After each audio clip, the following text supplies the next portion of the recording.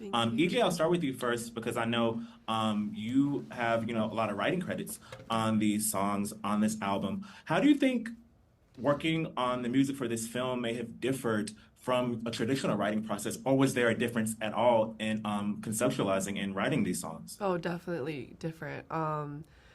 It's my first film, writing for a film, and animated film. So it was like with K-pop, you have a concept and you're writing for like a girl group when you're trying to fit their concept. And lyrically, we're trying to find the catchiest and like the coolest verse or something. And sometimes the hook doesn't have many words, just like a few words.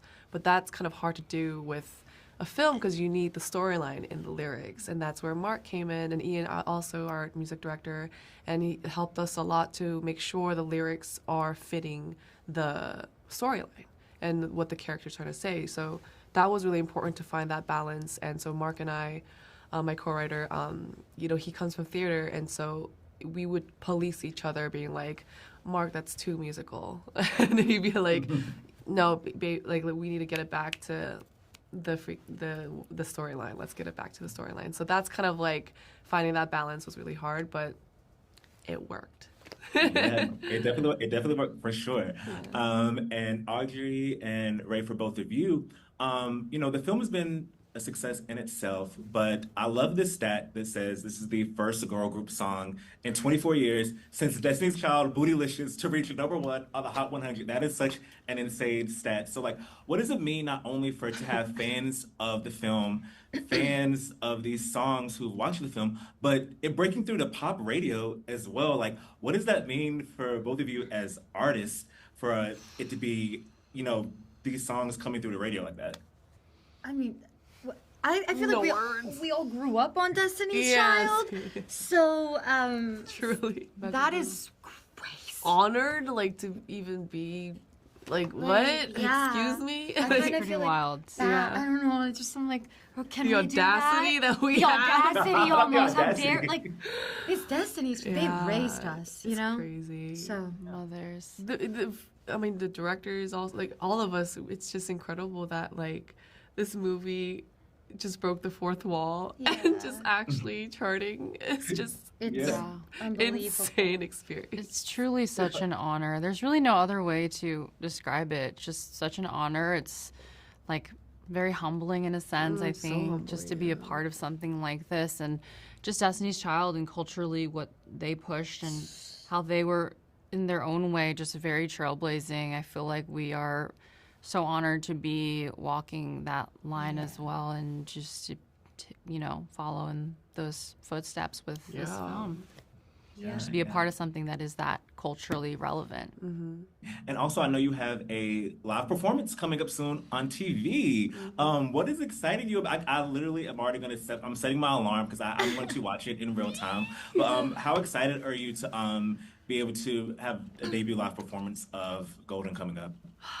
We love it. We're It's just thrilled. because we like rehearsed together and it was so much fun. And that was the most exciting part. We just like singing it together. It's just crazy to hear all of us because we didn't get to record together for the film. So finally, like being in the same room, hearing our harmonies, and like feeding off of each other's energy, and like being just on stage together. It's been overdue. Yeah. It's time. Yeah, practicing also just on like piano, and sometimes we would just cut off and like, oh, I felt that. Yeah. I felt a little chill. Some people feel it too. I remember at one point you were like, wait, guys, that felt real. Yeah. And then that felt and real. then hit her now. Yeah, so let's do it again. Let's Yeah. lock that feeling in. Yeah, it's great. I love it. I love it. Well, thank you so much for chatting with me. Can't wait to see the performance. Congrats on all the success and enjoy the rest of your day. Thank you. Chat with you. I chatted with you all before during the first junket. Yes, and I remember.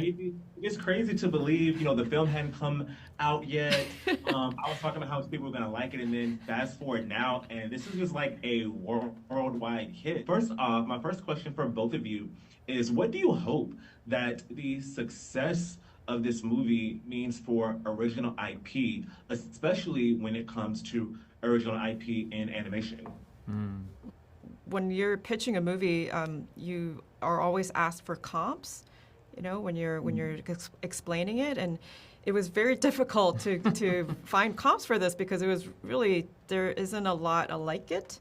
And all the comps that we could find or we could present were not animated. And so that was, so it made it a little difficult to kind of communicate what tonally, especially tonally, what this movie was going to be. So the way we did that is we wrote a bunch of scenes. I storyboarded about 4 different scenes, and we cut them and we presented kind of cuts of the movie just to show like what it could feel like. And one of them is actually the first date where Remy and Jinu meet, and it's actually like not too different from what I boarded about 6 years ago, which is kind of incredible. But that was the way that it got pitched, and I think, for other filmmakers, I think that's really a great way to express and show what your intentions are with an original film. So I really recommend that. Yeah, absolutely. Chris, what about you?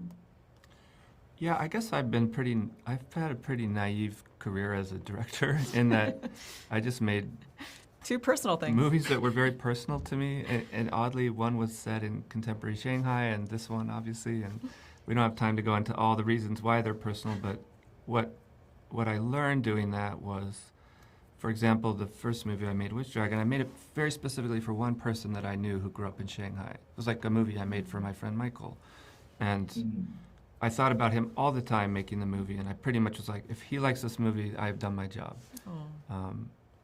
But the eye-opening thing was like previewing it in U.S. cities, and I was like, I have no idea if anybody here in Tempe, Arizona is going to care. And it was such a great reaction, and it did so well on Netflix, and it was eye-opening to me to get emails from Lagos or Colombia about like this story about this kid and his mom and the country changing around them was so meaningful to me, and I had never once planned on any of that, expected any of it, but it told me like, yeah, these stories, if you try to tell the truth in some way with them, they will go places you never planned, and they will mean something to people that you can't imagine. And so when Maggie told me about this idea, I'm like, this is exactly the same kind of thing. If we could pull it off, it's going to cross all kinds of boundaries that we think exist, and that's pretty awesome to watch it happen. Yeah. And one other thing I want to ask you both is the fact that the film itself has had so much success. So what does it mean for you to see all the success that the music has had? Golden is, I don't even know how many weeks Golden has spent on the Billboard Hot 100 #1 position right now. It was this crazy stat that said like this is the first girl group to chart in 24 years since at #1 since Bootylicious by Destiny's Child, which is crazy. So what does it mean for like that aspect of the movie to be catching on so rapidly and quickly, still even to this day, even months after release? I mean, it's really incredible.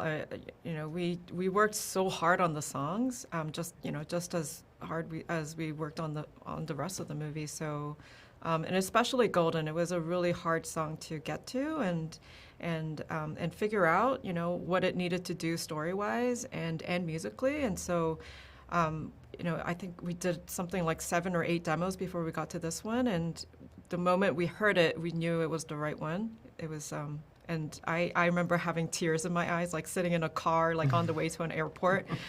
So it's really incredible. And then to see all our girls, our singing girls, EJAE, who wrote a lot of the music, and including Golden and AUDREY NUNA and REI, and seeing them see success as artists as well is just, it means so much to us. Well, thank you both so much for chatting with me. I can't wait to watch this movie again and again and again. Yay. But thank you so much, and enjoy the rest of your day. Thanks.